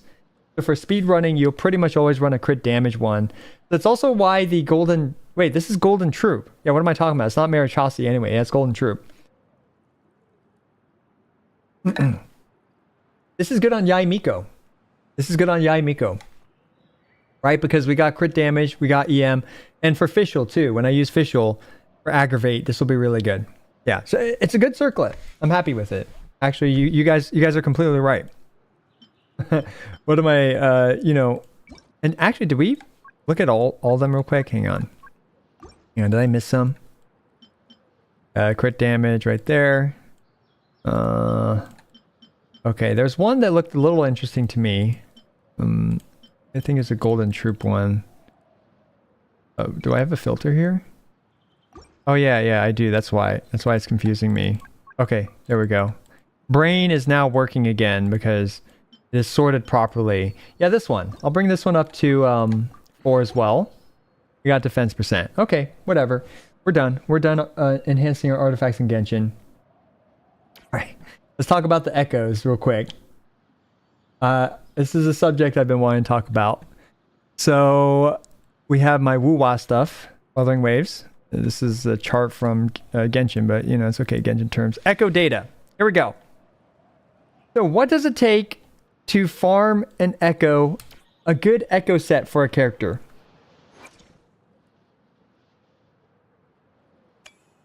Let's take a look. So when it comes to farming the base echoes, this part is very free to play friendly. And it's something you can just go in the overworld. You can kill a bunch of monsters every day. It takes probably about 3 hours every day if you want to go through and kill most of the relevant monsters. Maybe 2 hours once you really figure out the routing and the map and everything. And then you can hop into your friends' worlds to kill monsters and catch theirs as well. So technically you can farm these base echoes as much as you want. But let's see what the problem is when it comes to progression. When you want to upgrade one of these echoes, you can see here that you cannot use any level 0 echoes. So all those echoes that you're farming in the overworld, you can't even use them as EXP fodder, right? And the actual way to progress and to build echoes in this game is to farm these items, which you saw me do with my dailies in Wuthering Waves. So what that means is you have to spend stamina in order to progress your account in any meaningful way. And how much stamina do you have to spend per echo? Well, I made an EXP chart where you need 142,600 total. My face is blocking it, but we have this one right here. We have this chart. So you need 142,600 EXP for a single echo to bring up to level 25. And you also need these credits, but the credits aren't that important. Now, while I'm farming this domain, I don't have a big enough data set. And actually, you know, whatever. These are just my estimates right now, right? Very gross estimates. But based on these estimates, you get 6 full runs in a single day, which is this much EXP. So it takes 2 entire days of farming only Echo experience to bring 1 single Echo up to level 25. So let's compare this with Genshin Impact. Genshin Impact, getting the base artifact is where you spend your stamina. The base artifact itself. Then you can see the base artifact and you can decide, do I want to level this up for chances for it to roll into various substats? That's a simple, you know, that's pretty simple enough. And in Genshin Impact, there's multiple ways to get artifact EXP. EXP is not the actual bottleneck because you have the Serenity Teapot, which good for me to remember right now. We'll grab this real quick, where you can get a ton of artifact EXP with these things right here, right? So that's, and actually, yeah, let me just buy those real quick, I guess. I like buying these. To me, it's the most valuable thing because it saves me a lot of time. You can get those. And especially for earlier game or even just players that might have a surplus of artifacts that they want to upgrade, but not enough artifact EXP, there's tons of 1 to 2 star artifacts in the overworld in Genshin Impact, where you can spend about 1 hour a day running through and grabbing all the random 1 to 2 star artifacts on your way. Like, for example, I haven't done this in such a long time. I used to know the route really well, but right now I don't know the routes anymore. But like, I think you guys know what I'm talking about, right? Like, oh man, my camera speed is so fast. I changed my resolution, so yeah, see this. You can just grab these 1 to 2 star artifacts every single day. And there's so many of these in the overworld that artifact EXP, if you're willing to grind for it, is not the bottleneck. You can absolutely farm a max level 20 artifact, I would say once a day, just through that, without even spending your stamina. And with the 3 to 4 star artifacts that you get as well, these ones, I don't know how much EXP you get here, but it's a good amount too, right? It's a pretty solid amount. Wuthering Waves, however, the main bottleneck is this resource right here.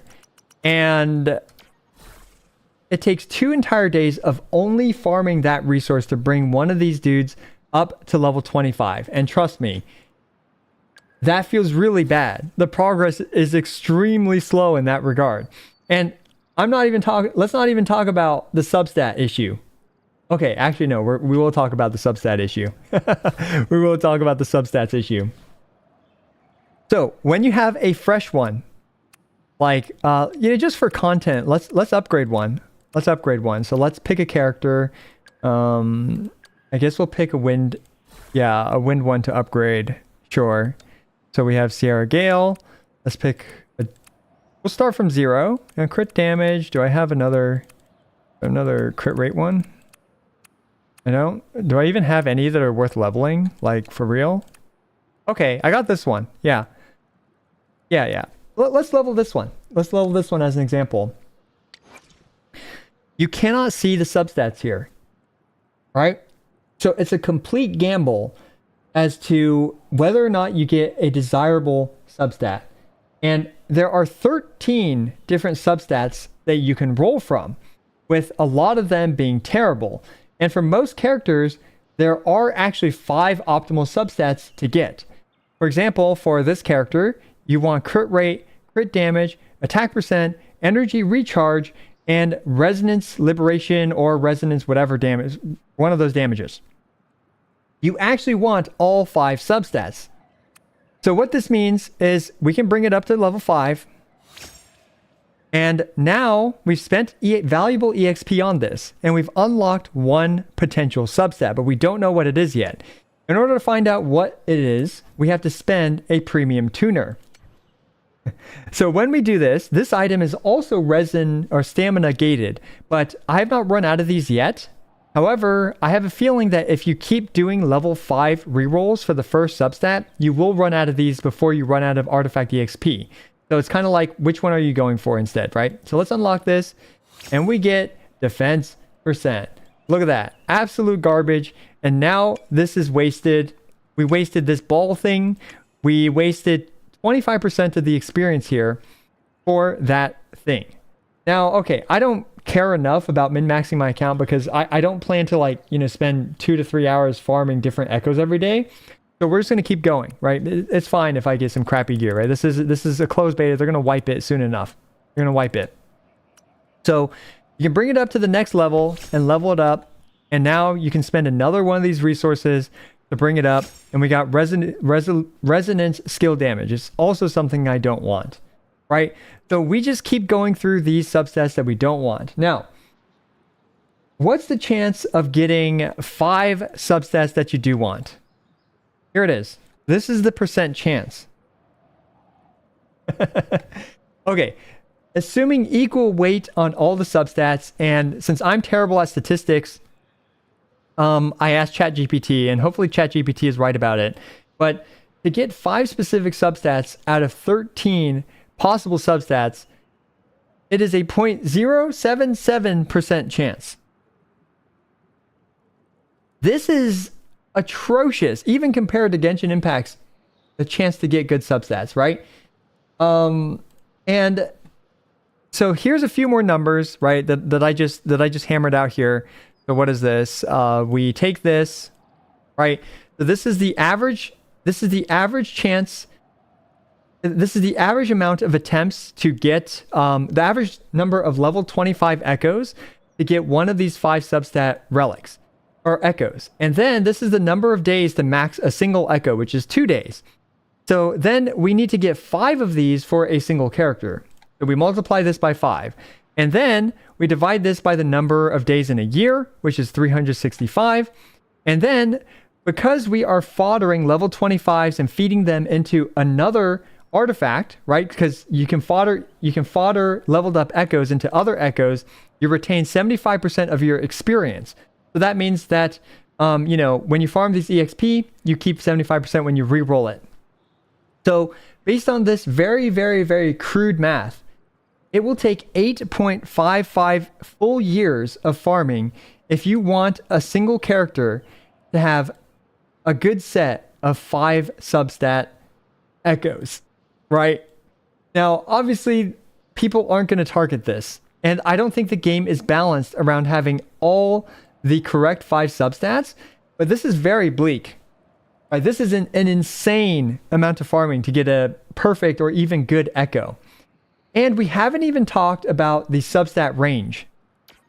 So let's take a look at the substat range. Here we can see the range here. Let's see if we got a few good ones to compare. We have 10.9% crit damage right here. Okay? So the range of substats. Over here, we have 9.8. Do I have 10.4? Okay, so we do have 6.6 crit rate. And we have, where is it? 4.9. So 4.9 low, very low, right? And we also have, I'm sure I have a higher crit rate roll. 5.5, 9.5. Look at that. We've gone from 4.9 to 9.5. The range, the substat range for this game is from 1 to 3x. So that means that 3 good substat rolls on a single one of these could be worth the same as 1 single substat roll. 1 good substat roll. So because the range is so huge in that regard. Now, that's not for all stats, that's for certain stats. But for crit stats, it's a 1 to 2 range. So, for example, the min is 5, the max is 10. It's roughly 1 to 2 range. But for other substats, like I believe attack percent, it is a 1 to 3 range, which is absolutely nutty. So the range is insane in this game, the substat range. So now you guys can see the multiple layers of Echo RNG. 2 full days of farming for a single level 25 echo, on top of the crazy amounts of range and the crazy amount of, variance between the substats. Now, this is of course in closed beta 2. So there's a really good chance that what ends up happening is they add items to mitigate the RNG involved, assuming they keep this exact same system for release or for closed beta 3 or whatever, right? They can mitigate the system with items that can lock a substat and allows you to re-roll the rest of the substats. I think Nikke Goddess of Victory does this, where you can spend a resource to lock a specific substat and then you can re-roll the rest of them, right? So this is actually good. I mean, obviously this would be good for mitigating some RNG. This would reduce the amount of time to farm a perfect set significantly from 8.55 years down to something else. Down to something else, anything else, really. I don't care what it is. It just should not be this number here, right? Like, ain't nobody going to be farming this like that, right? So, realistically speaking, I think echoes with 3 good substats or more is going to be all you need. It's going to be all you need to complete the content, but still, right? Like, the RNG is going to be very painful. The difference between someone who is lucky with echoes and someone who is not is going to be colossal. Even more so than, for example, being unlucky versus lucky in my opinion, Genshin Impact. But, like, who knows, right? Who knows? Because it's very easy to get unlucky in this system. It's very easy to get super unlucky in this system. So yeah, that's the ecosystem breakdown. Personally, I'm hoping that they change a lot about it, because for me as an individual, I don't really find it that rewarding to go through the overworld to kill so many of these enemies to get the base echo to level, right? Like to get these crit rate ones. It takes a very long time to do so. And then you have to do that, for all these different echoes. Like look at how much I played this game, right? You have the first layer of RNG where you kill the enemy, then you catch it, and then perhaps it'll have the right main stat. Perhaps it'll be the right set, because different monsters have different sets that they belong to. If we take a look, we can see that this monkey here appears in this healing set. It also appears in this wind set. So even if you kill this monkey and catch it, and it's a 5-star rarity, because you could get a 4-star rarity, it could be the wrong set. It could have the wrong main stat. So you have to kill a lot of these monkeys to get, for example, an arrow damage Sierra Gale 5-star monkey. 5-star monkey, right? So that's a lot of farming involved. And, to me, that specific grind, it's okay when I did it for the first 3 days, but I'm already burnt out from it, and I'm not going to do it for the rest of the closed beta, essentially, right? Unless I get a new character or something, I'll probably give it a shot, but unless that happens, right, I think I'm done with the echo farming for that. So yeah, let's take a look. Does this game come out in 2 weeks from now? Let me catch up with chat a bit. No, I'm pretty sure it's not going to come out 2 weeks from now. We have no idea when this game's coming out, but we'll see. Yeah, the 1 to 3 range is absolutely insane. I hope they tighten the range, or they for example, let you re-roll the range as well. It complicates the artifact system or the ecosystem, but I think it would be another good way to kind of address it a little bit, right? So let's see.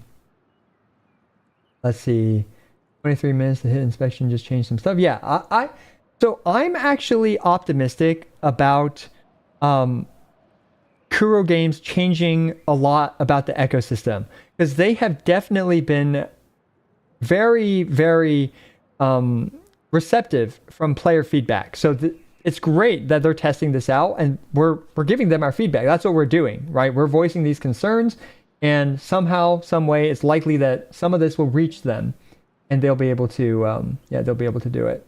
They'll be able to change something about it. Yeah, what Jiao says, farming 2-star artifacts from the overworld is boring and taxing. It is. And it's the perfect comparison to farming echoes in the overworld in this game. The first couple of times you do it, it's kind of fun. You go through, kill the monsters, but after the first 2 days that I did it, I stopped having fun, right? I stopped having fun doing it. Okay, let's see. It's just the substats. Yeah, the substats are harder. Damn, I look good. Thank you. You look good too. NizZTP5. So when will the Honkai Star Rail relic spreadsheet? Oh man, yeah, I should update that, but my God, just have not had the time to do that. Imagine that percent 0.077% is equivalent to the existence of different planet that. Yeah, yeah. It'd be funny to see what percent, like what other things have a 0.077% chance of occurring to compare it to. Maybe it's like being struck by lightning twice or something. Yeah. That's an estimate. It could be even higher. Absolutely. It could be even higher to get the perfect artifacts on something. How many years for one perfect artifact in Genshin? That's a great question. I'm not sure. And I'm not sure if I have what... I have plenty of what would qualify as perfect artifacts, right? Based on kind of like... Based on what we were talking about, like what qualifies as a perfect artifact, I'd say I have a few in Genshin. And considering I've been max refreshing for 3 years, that's equivalent to over 9 years of farming for free to play, right? So, so yeah, that's pretty crazy too, right? That's pretty crazy. So yeah, how can we farm echoes endlessly?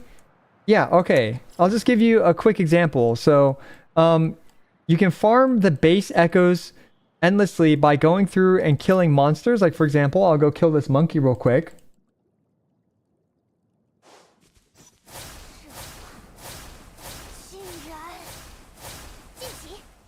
And there he is. Okay. But you can see here how like, you know, the combat farming these echoes is no longer like all that exciting or fun. Like I'm on autopilot. I don't have to think to beat this dude up, right? And I can just finish it off.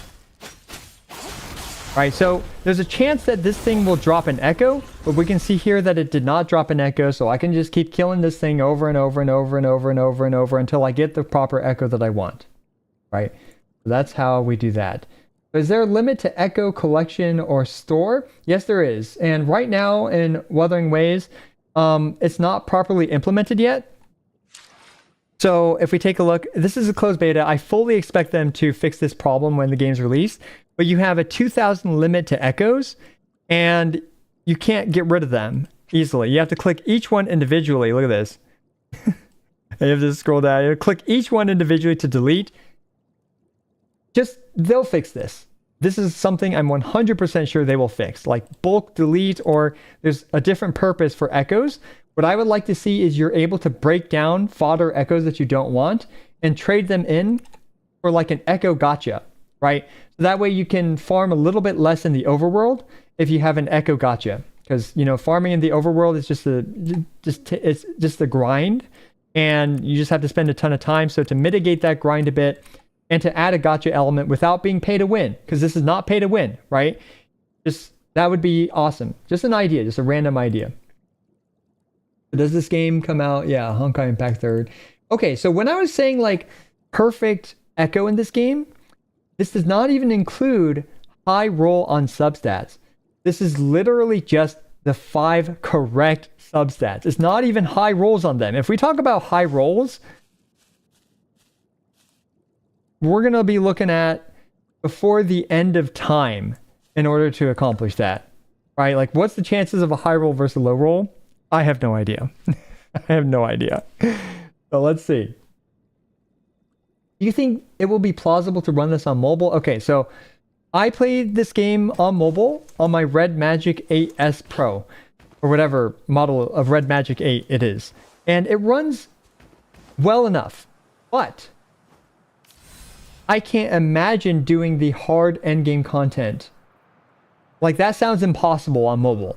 Like the crazy boss fights, like this boss right here, this boss, there's no way I'm beating this thing on mobile. Just not happening. I don't care like how long I try. I'm just not gonna be able to do it. But for mundane farming, dailies, story, all this stuff, side quests, mobile is fine. It still feels not good because, you know, to me Genshin also doesn't feel good on mobile. But you know, I'm very spoiled with PC gaming. Yeah. Okay. They got story. They should change it. Yeah, Kuro does listen to player feedback. It's great. So did you obtain any shiny echoes? Yes, I have gotten a few shiny echoes. Shiny echo, the shiny system, from what I saw, I think Steparu made a great guide on this, but basically you have fixed shiny echoes that spawn throughout the overworld every single day. And you can also get shiny echoes with currency. So you can trade in this currency here for this shiny echo. And shiny echoes actually do have a purpose. They let you equip 2 of the same monster and still be part of the same set effect. So yeah. Okay, what's my overall impression of the game? I like this game a lot, and I think it has a lot of potential. I'm not going to weigh in as to like, or not like seriously weigh in on whether I think it's a Genshin killer or not, because I don't think it is. I think only Genshin can be a Genshin killer. Like, you know, a lot of people have said this, and personally, I fully agree with that. But Wuthering Waves, in my opinion, is a game worth trying for most people that like Genshin Impact. I think it's a good game for most people to just give it a shot. It's going to be free to play. If you can play Genshin, it's likely you can play this game, and you can give it a try, see if you like it or not. Right? Really that simple. You do a boss fight. Yeah. Let me go die to this guy real quick, just for fun. Just for fun. It took me, oh my god, it took me about 2 hours of offline grinding to beat this guy, and I beat him with 1 second left. 1 second left on the clock. It was crazy as shit. I'll try level 5 because it doesn't matter. Right? I'm planning to die anyway. So let's see. Yeah, we got a parry here. Oh, I forgot how to play this game already. Let's do that real quick. We'll do a quick switch.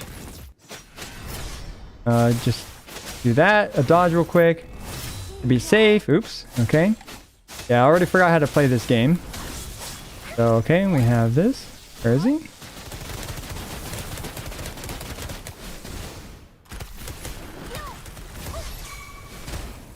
Yeah, I mean, this is going to take a while, right?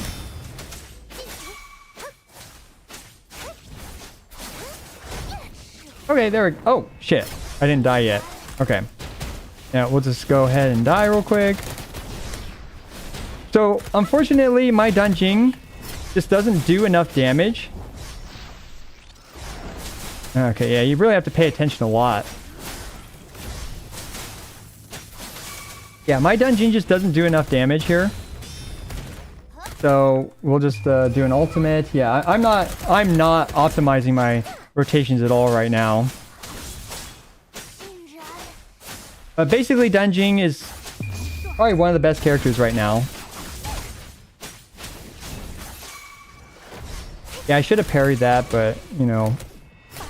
Can we parry it with the switch? No, we can't. Where is he? Okay. Yeah. Nope, missed the parry there. There we go, we got that parry. And do this real quick. Look at how much damage I've done to it, right? Oops, messed that up, that's for sure. Okay, we'll just do this. Because the timing with that one is tricky, so sometimes I like using the wolf to iframe it, right? Because if you're dead, you can't do any damage. But yeah, you guys can see, like, these fights take a long time. And you really should be going for the parry more often than I am. Because that's going to be how you do your damage to it. But, yeah, we're chipping away at it.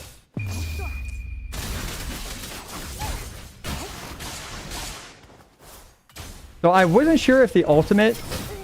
Oh, there we go. See, I mistimed that parry, and now I'm screwed. Because I don't have my melee character to kill him. Yeah, it's over. It's over. I'm dead anyway. Look at the amount of damage I did, right? 2.5 minutes, and I did, like, that much damage. Alright, so that fight wasn't happening. I mean, sure, I survived for a long time, but you guys can see, right? So there's no point for me to keep trying that over and over. I just don't do enough damage to come even close to finishing it. So this is endgame content, is true, but there's a limit to it. Like, why would I keep playing that? There's literally no point for me to keep playing it. But my main issue with my account is that I don't have a sword for her. This energy regen sword is useless on her, so yeah, my weapon is horrid. That's why my dungeon does no damage. So it's pretty unfortunate, but you know, that's just the life of gacha gaming, right? Sometimes you get a good weapon, sometimes you don't. Yeah, is the combat affected by ping? For the most part, no. So if you have, sometimes when you have really high ping, the game will desync and then you're screwed. Then you're just screwed. But assuming that the ping isn't that bad and your combat is still synced to the server, ping does not affect combat on single player. It might affect it on multiplayer, but I haven't tried testing the ping on co-op yet. The bosses in WuWa are more threatening. Okay, so there's another big problem with the boss design in my opinion. They all kill you in one hit. If you die in one hit to every attack, what the hell is the point of HP? Who cares how much HP you have? What are these stats? HP defense? Yeah, just get rid of them. Just just have one hit point on every character. I mean, let's be real. Maybe 2 hit points. Some characters can survive 2 hits. Sometimes. It depends on the attack. But since you die in one attack anyway, like, just get rid of those stats. Yeah. So, anyway, does closed beta progress get transferred? I don't think it does. How strong is Mortfi? Who's Mortfi? Do I have him? Okay, so let me talk about, like, Mortefi. Okay, so I have no idea, but I will talk about the characters that I've used and just from some of the content I've seen. Right now, I think Danjin is one of the best characters in the game. And it makes perfect sense as to why. One, she's a melee character. Melee characters are really, really, really good in this game because they can parry the enemies. 2 is that Danjin can build her resource and then unleash the damage whenever she wants, essentially. Okay, so this Resonance Liberation has a huge Forte Circuit has a huge multiplier. 7 times 92 plus this, that's like what? Like almost 1,000%, like 800% or something, right? That's huge. So yeah, that's like 900%. 900% multiplier right here. That's a huge multiplier. Now, what does it take for other characters to output a similar multiplier? Well, for example, with this character, you shoot 30 bullets times this, so 600 plus this. It's roughly the same multiplier. But take a look at how they do it. Take a look at how they unleash their multiplier. For her, she has to... Oh, okay, I have to build up ammo.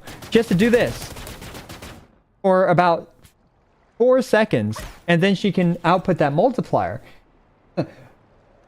You're going to be dead in 4 seconds if you just do that. Like, there's no boss in this game unless you knock it down to the ground that lets you just blast it for 4 seconds in combat. You saw this thing. It's bouncing around. It's attacking me literally every 2 to 3 seconds. So I'm not going to be able to do this for an entire 4 seconds and then unleash her final shot to do the damage. It's not going to happen. But for Danjin, see, I'm building up resource right now, even though I'm not hitting anything. You can see the bar in the bottom being built up, right? And now, this is what it takes for Danjin to output her damage. That's it. It's so fast. On top of that, it can parry the enemy as well. So Danjin is able to output her massive multipliers without having to be locked into an animation, like for example, Shishia's, right? Like, look at that. Look at that. Look at how long I'm locked into that animation. So this character is crazy. And HP, let's talk about HP. She's killing herself the entire time, right? But you know what? Whether you're at 100 HP or whether you're at 9,205, it don't matter. You're going to die in one hit anyway. So you may as well just be at 100 HP and do more damage anyway, right? So that's kind of the situation with the balance in the game, which is really funny. Like, because they increase the difficulty of this game, it creates rippling effects that are super, super, in my opinion, a very big stark contrast to Genshin Impact, right? Where it's like, you know, why do you even care about your hit points and stuff if you're just gonna die in one hit? So yeah, it's really funny. So okay, yeah, same issues plus the BS. Okay, so the game ironically does have the same end game grind issue because it's a stamina-based game, stamina-based gacha game, right? Because if you think about how do you progress in a game like Genshin Impact, how do you progress in a game like Wuthering Waves. There's two ways. One is through the pulls. Simple as that. The gambling mechanic. So if I want to upgrade my account from this angle, I want characters, I want character copies, I have to pull with this premium currency or with, the credit card, the good old credit card. And for this game, it's the same thing. The main way to power up your characters and to get new gear is from the gacha. And the second way to upgrade your character is with this time-gated resource, right? So you can, which is the stamina or wave plates in this game. And because that is time-gated, well, you have to just wait a couple days to see if you get an upgrade in the artifact system, just like Genshin Impact. You farm the artifacts, there's a chance that you get an upgrade, or there's a chance that you don't, and then you just don't progress, right? So obviously you saw me do this boss fight. There's no point, because no matter how good I get, I'm not going to be able to kill it in 5 minutes, right? Like, even if I don't die the entire time, which to be fair, I could just try a few more times and I wouldn't die in 5 minutes, but I'm not going to be able to kill it, right? So my progress is gated by time as well. So the exact same problem and endgame problems with Genshin Impact, but with a different skin on top. Now, it is true this is harder. This game is harder, okay? This game is harder. So that's completely true. But in my opinion, the end game is very, very similar. You will be gated by your current stamina plus premium currency, and then there's just nothing to do. It's really that simple. So how's the Dan Heng looking guy? Okay, so yeah, here's my opinion on... You know what? Yeah, let's go through the characters. I'll talk about my opinions on them. Danjing, I think, is the best character in the game right now, because getting hit is pointless. You will die no matter what. So because of that, her being at 100 hit points is a non-issue. It just doesn't matter. And because she can build up her currency just, on downtime, and she can unleash her damage really fast and very safely, that's why Danjin is super, super good. And she's melee, so she can interrupt enemies very, very consistently. Let's talk about Xuxia. There are some situations where she's good. Like, for example, against the monkey, when he's on his pillar, you can get a few free shots in. When the monkey's spinning around, you can outrange him and shoot him. There's some enemies that you can do damage to, while a melee character like Danjin cannot. So she does have some advantages. However, the problem with her needing to be on the field for 4 seconds to shoot the enemy, maybe it's 3 seconds, maybe it's 4 seconds, it doesn't matter, right? Any amount of time longer than 2 seconds is just death. The fact that she has that issue does hurt her viability a lot. There's just a lot of windows where she doesn't have an opportunity to do her damage, and that's just the reality. Like, same with Danjin. Every character has windows they can't do damage, but Xuxia has a lot more windows, in my opinion, than a character like Danjin. Next character, Verena. Verena is actually a useful character because she can provide buffs, and she can provide swap breaking potential, and healing as well. But healing, like I said, is basically a meme. So because of that, she does provide some damage buffs while at the same time being able to swap on and off very quickly. She takes very little field time, and that's good. So useful character, but not necessary by any means. This character, Jianxin. Now, Jianxin, she's better in Abyss for dealing with enemies around her. But she doesn't do much single target damage, in my opinion. And that's kind of like, if I were to build a character, I'd rather build a character that can handle the holograms, because they can also handle the stuff in the Abyss. So she kind of has that issue where she's more AoE focused character, which is fine. There's nothing wrong with that. But she's not like, she can't handle things like the bosses very well, right? Her normal attack damage is very poor. And she also needs like 4 seconds to output her damage, or even longer. Actually, she needs even longer to output her damage. Like, I'll just show you guys real quick. Actually, yeah, we'll just go through the characters that I have experience with, right? I'm not going to comment too much on characters I don't have experience with. But for her to output her damage, you have to build up this entire bar, and then you have to click and hold it. So I'll just go build up the entire bar while we're at it, just to show you guys. Yeah, how's the Dan Heng? Yeah, we'll get to the Dan Heng lookalike guy. Which one's the Dan Heng guy? Is it this one? I think you're talking about Gilana. I think it's his name, if I remember correctly. So let's just build up her bar real quick. But yeah, you can see like dodging. It makes you feel good at the game, but really it ends up becoming muscle memory at this point. Like, I was barely even looking at the game. Okay, so look at how long it takes her to output her damage.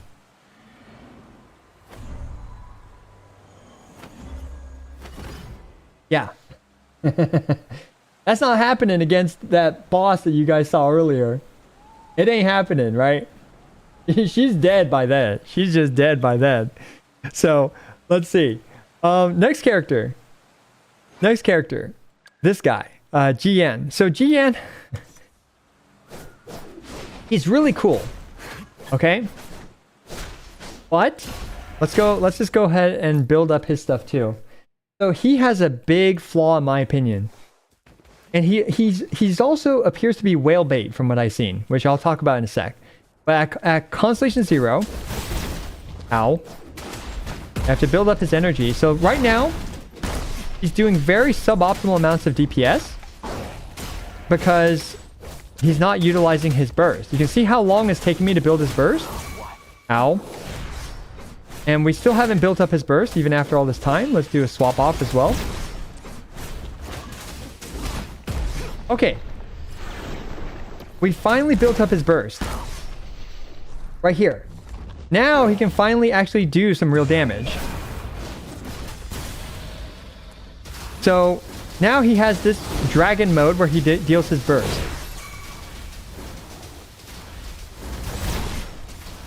And that's cool and all. Okay. But what's the problem with that? Well, you saw how long it took me to build up his burst. His damage is locked behind that. And on top of that, his burst has a 10-second duration. So that means the enemy is ideally vulnerable for 10 entire seconds for you to unleash his damage. Now, the damage is decent, but the problem is that a character like Danjin can unload her damage in between all of that stuff that's going on. Whereas if you saw, you don't get 10 seconds to beat up on a boss like the Tempest unless you knock it down. And then you knock it down 2 to 3 times per fight. So you only have those few opportunities to get 10 seconds to wail on the enemy. Otherwise, the boss is going to be out of range or you'll be dodging and all this stuff. So you can't even utilize his burst in between. So characters that have these enhanced state modes where they have to weave in their damage, they're going to lose a ton of DPS because of the necessity that you have to dodge and stuff. So that's my initial assessment of the character. I could be completely wrong. Right? I could just be completely wrong, but that's my initial impression. But if we also look at his Eidolon or his constellations, this guy's constellations are insane. Look at this. 16% crit rate, 32% crit damage. What? Right? Like this is 64% crit value in his Constellation 3. And then these numbers are super big, right? 30, he deals 36% more increased damage triggered once, lasting for... Okay, this one's not as big of a deal. But this one increases his burst from 10 seconds to... Wait, does it? No, okay. I don't think this one's as big of a deal. But then we have things like this. Oh, it looks like they fixed some of the descriptions. Yeah, these are different. These are different now.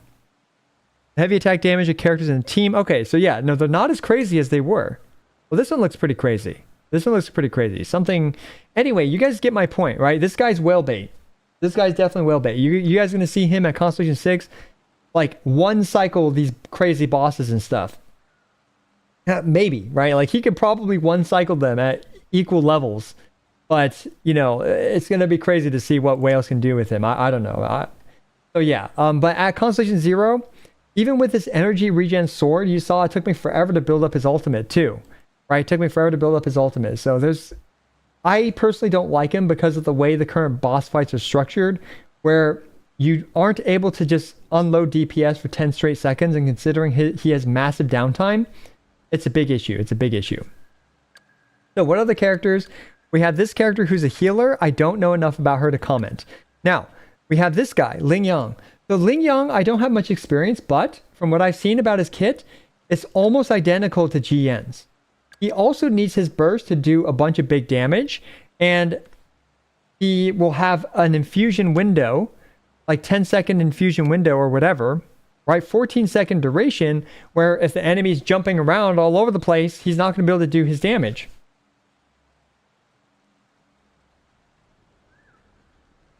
So same issue, in my opinion, as this character. I think both these characters have, and they're both burst reliant too. So you have to spend all this time building up his burst, and then you can finally use it. And then, well, now he can finally do his real damage. This guy, I have no idea how he works, except for the fact that he has a hat. And Young, okay, so I'm not going to comment on the rest of the characters. Okay, except for Sanhua. I think she's really good because she can output her main damage, like her biggest multipliers, very quickly. And she's a melee character. So because of those two things, she's able to, you know, just get on field, use those tiny windows of opportunity that the bosses give you to output her damage, and then just get on out of there, or to just, you know, focus on survival and parrying and things like that. Because she also has short windows to do her damage, I think she's good. So right now, in my opinion, characters that just do their damage really quickly are the ones that are excelling in the current content. And you guys saw why, right? It's because those bosses don't give you any opportunities to just beat up on them, generally speaking. So yeah, that's how I feel about the current balance of this game. Okay. Yeah, the ult so long, it took me forever. Can't they generate energy off field? I think they can. I think they can generate some energy, right? If we do some stuff. But still, right? Like if he doesn't, I actually don't know the energy recharge mechanics, but you'd probably have to build an entire team centered around building up this guy's burst in order to do his damage. And that still doesn't fix the original problems that I mentioned of not being able to wail on the boss during that time window, right? So you still have that problem on top of the fact that he needs to get his burst. Yeah, after the first time it would be faster. That's a great point. That's a great point. So I think once you properly build this character, you can have good burst uptime. That's a good point. Yeah, so he wouldn't be the one to start the fight for sure. The thing with GN is his dragons also parry. Yes. Oh, so because he's spamming his attacks the entire time, it will parry the enemy. Okay, so that's actually huge because when you parry the enemy, the enemy's generally vulnerable for about 2 to 3 seconds. So if you have great burst uptime and you can just spam his dragons around him, I can see that being huge value. And I haven't built him, but maybe it's worth fully building him. He's top tier. Okay, yeah. I'm going to have to try him later. I'm going to work on building him next. That's great. So yeah. Issue porting the dodge matrix where you burn. Yeah. So in PGR, you'd have the time slow where you could wail on the enemy for longer, right? Whereas this one, you get a parry, you can wail on the enemy for 1 to 2 seconds. And then you knock it down, then you can wail on the enemy. Yeah. So no, there's no difference between the elements besides the enemy resistances as well as the artifact sets that you equip, right? So this will determine which artifact sets you equip. Like this one, we'd equip arrow damage on GN, or I don't know, maybe this one. What does this one do? Yeah, this one's also viable on him, I think. This one's also viable on him. So yeah, you just equip one of these proper ones. So yeah. Let's see. Character like Navia would be pretty meta. Navia would be incredible in this game, right? Because you would build up the crystallizes while the enemy is not very vulnerable. And then when you get a parry down or something like that, you just blast them with her shotgun and do a ton of damage and repeat the cycle. It's actually very similar to how Danjin plays. Very similar to how Danjin plays. So yeah. Ooh, okay. Let's see. Did I talk about pretty much everything I want to talk about? We went over the banner. We went over the standard or the new banner stuff. Then we went over the daily grind for Wuthering Waves. We went through what I think about the current state, which is still overall really good. I would like to see how they balance the game. And I'm going to take chat's word on this. I'm going to build him. And I'll get back to you guys once I finish building him to let you know what I think about him. But I don't have a good weapon for him either, unless this thing counts as a good weapon for him. But I don't really think so. Energy regen's okay. But man, if you don't have like an attack weapon, you just do no damage. Like my Danjin does no damage, even though otherwise she's properly built. But because I have this crappy weapon on her, she doesn't do damage. But yeah, we'll see. Maybe I'll pull. Wait, should I do some pulls? Let's see. Let's see. No, I'm not going to do polls because we have a new event banner coming up. And I don't have much currency anyway. So Yeah, I'm not going to do any polls right now because I'll wait for the new banner. So yeah. All right. Try more Teffy. Okay, yeah. Maybe I want to build more characters. I do want to build more characters in this game. Maybe more Teffy is really good. I could probably run this guy plus more Teffy at the same time, right? Like that'd be pretty sick. Run these two, and then maybe a third character with her or something. Okay, she can probably fit on most teams. Yeah, free-to-play experience, definitely. I'm definitely going through the free-to-play experience right now. The artifact roll system is terrible. Rewind a bit to where I'm talking about the echoes, because yeah, that's where I kind of do a deeper dive into it. Alto is very fun too. Yeah, the characters are very fun. I really do enjoy the gameplay of the game. One criticism I will say about the game. Okay, so let me just kind of bring this up. So we have... Okay, we have this character doing her slashes, this character doing her slashes, this character doing her slashes. They all keyword, look very similarly, but they do not play similarly, right? If I was just someone watching the game, I would think these characters look the exact same. And that's how I felt when I started playing the game or saw footage of it. Like these characters, they all look the exact same. However, the way they play is completely different. When you're actually playing the game, for example, Danjin, you want to do this N2 E2 combo into an E3 E1 charge attack combo, right? The combo string is very different. You need to tag the enemy with her N2, then you want to output an N3 into a charge attack to maximize her damage. But, you know, you're doing this kind of instinctively while you play her. But when you play it, that's completely different from this character. This character, you can spam plunge attacks, or you can do the charge attack triple hit. But when you look at it and you're just watching it, they look like they're doing the same thing. However, when you play them, they play very differently. So that's just one thing about it that could be, you know, just like an interesting point to reflect on. It's neither there or here, right? It's just how I feel about it. It's just my opinion about it. So, okay. Does pulling closed beta matter? No, I don't think it does. I don't think it matters. Okay. All right, everyone. Thank you so much for joining me. We went over some great topics that I wanted to talk about. I will do, you know, I'm going to try to stream more regularly. I'm going to stream on Chiori's release. I'll probably stream like maybe an hour after her banner's released, and then, you know, I'll see you guys then for sure. And I'll probably stream Wuthering Waves again, especially after I hit level 40, and maybe after I build a couple characters. We'll give the game a shot, and we'll push harder content if we can, and see how that goes. And yeah, all right. Thank you for joining me, guys. Really appreciate it. As always, appreciate every single one of you. Someone to lose, signing out. Oh, wait, gotta click this. There we go.